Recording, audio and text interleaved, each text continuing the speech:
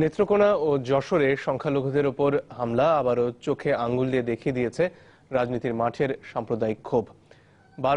বরাবরই অসাম্প্রদায়িক গোষ্ঠী হিসেবে পরিচিত আওয়ামী লীগের পরিচয় এবার সংকটে। কিছু জায়গায় এসব হামলার ঘটনায় হিন্দু বৌদ্ধ খ্রিস্টান ঐক্য পরিষদের অভিযোগের তীর ক্ষমতাসীন দলের দিকে।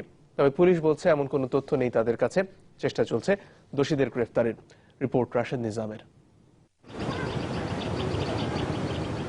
দিনাজপুর থেকে শুরু, এরপর যশোর, সাতক্ষীরা, ময়মনসিংহ, নেত্রকোনার পর সবশেষ বাগেরহাট। ৫ জানুয়ারি নির্বাচনের পর যত দিন গেছে দীর্ঘ হয়েছে সংখ্যালঘু নির্যাতন ও মন্দিরে হামলার ঘটনা।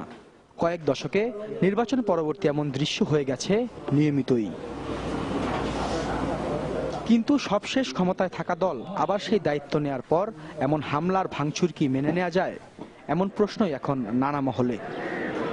বেশ কয়েকটি স্থানে অভিযোগ খোদ ক্ষমতাসীন দলের দিকে। বলা হচ্ছে প্রভাব বিস্তারের বলি হচ্ছেন সনাতন ধর্মের মানুষ। দলীয় প্রতীকে নির্বাচন করলো এবং যিনি দলের বাইরে গিয়ে নির্বাচন করলো, উভয়ই কিন্তু দাবি করছে তারা আওয়ামী লীগের প্রার্থী এবং তাদের পরোক্ষ প্ররোচনায় এই আক্রমণগুলো হয়েছে কলমাকান্দায় এবং অভয়নগরও একই ঘটনা ঘটল।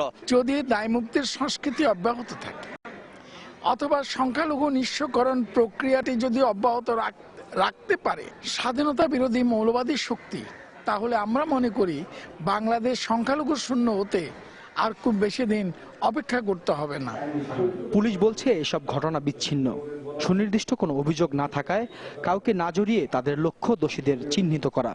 পরিকল্পিতভাবে সাম্প্রদায়িক দৃষ্টিভঙ্গিতে যে মাইনরিটি কমিউনিটির উপর আওয়ামী লীগের লোকজন হামলা করছে, এই ধরনের তথ্য আমাদের কাছে নাই।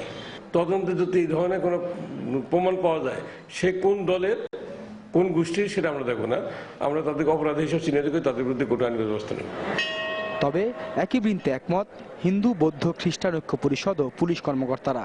বলছেন দোষীদের বিচারের মাধ্যমে নিরাপদ করতে হবে প্রার্থনার স্থান।